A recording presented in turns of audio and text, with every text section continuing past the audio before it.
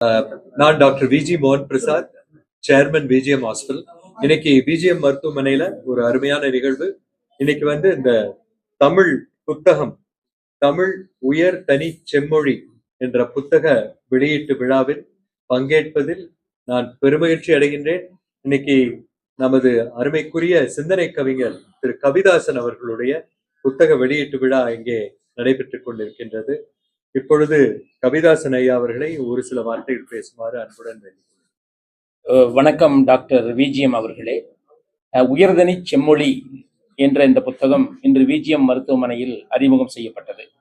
உயர்தனி செம்மொழி என்பது தமிழின் சிறப்புகளை 30 கோணங்களில் 30 தமிழறிஞர்களும் மருத்துவர்களும் கல்லூரி பேராசிரியர்களும் அதை குறித்து கட்டுரை எழுதியிருக்கிறார்கள்.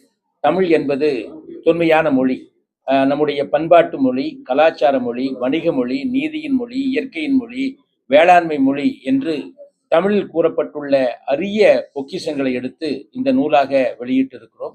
இதை குமரன் பதிப்பகம் அவர்கள் வெளியிட்டிருக்கிறார்கள். இதில் 30 அறிஞர்கள் தங்களுடைய கட்டுரைகளை வழங்கியிருக்கிறார்கள்.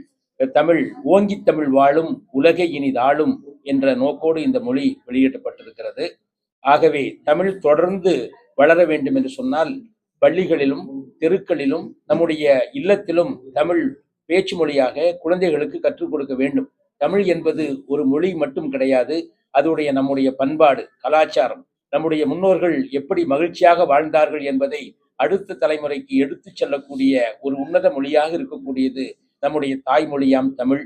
ஆகவே அதை போற்றும் விதமாக உருவாக்கப்பட்ட இந்த நூல் விஜிஎம் மருத்துவமனையில் இன்று அறிமுகம் செய்யப்பட்டு வெளியிட்டதை பெருமையாகவும் மகிழ்வாகவும் கருதுகிறோம். வணக்கம், நன்றி.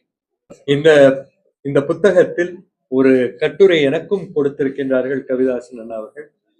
தமிழ் மருத்துவ மொழி என்ற கட்டுரையை நான் இங்கே கொடுத்திருக்கின்றேன். பல அரிய நூல்களிலிருந்தெல்லாம் எடுத்து மேற்கோள் காட்டி இருக்கின்றேன்.